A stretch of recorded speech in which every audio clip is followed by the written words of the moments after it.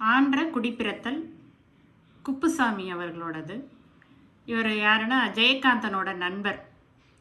ஜெயகாந்தனோடு பல்லாண்டு அப்படிங்கிற நூலை அவர் எழுதியிருக்கிறாரு.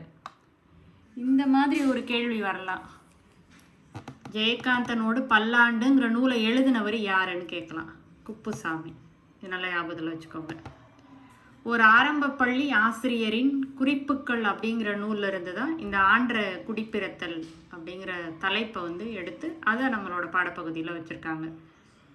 இது கொஞ்சம் விஷயந்தான் இதில் இருக்குது. இந்த மாதிரி கேள்விகள் கேட்குறதுக்கு சான்ஸ் இருக்குது. ஆனால் இன்றைக்கி பேப்பர் 1 எக்ஸாம் பொறுத்த வரைக்கும் தமிழ் கொஸ்டின்ஸ் எல்லாமே அதாவது 8th 9th 10th இருந்தெல்லாம் கொஸ்டின்ஸ் இருந்துச்சு இன்றைக்கி எழுதின பேப்பர்லாம். ஸோ அதனால் இந்த மாதிரி கேள்விகள் ஒரு கேள்வி வர்றதுக்கு வாய்ப்பு இருக்குது.